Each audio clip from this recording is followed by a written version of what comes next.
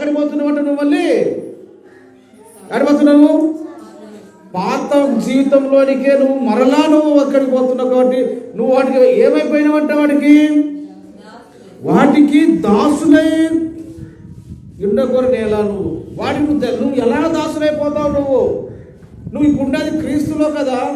నువ్వంత ముందు ఇలా సంబంధంగా ఉన్నటువంటి సాతాను ఉన్నటువంటి నీవు ఇప్పుడు క్రీస్తులో ఉన్నటువంటి నువ్వు మరలా నువ్వు అటు ఎందుకు నువ్వు ఎలా పోతున్నావు చూడండి.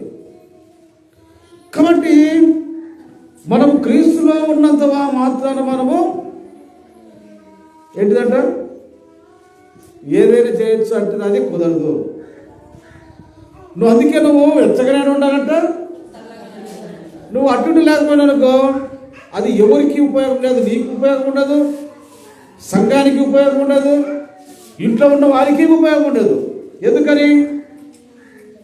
ఇంట్లో ప్రార్థన పెట్టుకుంటేవి ఏదైనా చిన్న కూడా వచ్చి కొట్లాడు తింటుంటివి అంటే నీకే ఉపయోగంగా. నువ్వు ప్రార్థన చేయకపోవడం మంచిదే కదా, అంతేనా కదా. నువ్వు ప్రార్థన చేస్తుంటివి, పిల్లలు మూపెట్టి ప్రార్థన చేసుకుంటుంటివి, పాటలు పాడుతుంటివి, బైబిల్ అన్ని చేస్తుంటే తర్వాత చిన్న సమస్యకు కొట్లాడుతుంటివి. కాబట్టి ఇక్కడ అందుకే నువ్వు మరలా నువ్వు వాటి వైపు నువ్వు ఎందుకు తిరుగుతున్నావు చూడండి. కాబట్టి అక్కడ ఉన్నటువంటి ఆ సంఘములో చదువుతున్నటువంటి మాటలు పౌలు గారు ఆ సంఘానికి చెప్తున్నాడు. ఇదిగో మీరు మొదటగా మీరు ప్రాచీన స్వభావం కలిగినటువంటి వారు ఉన్నారు.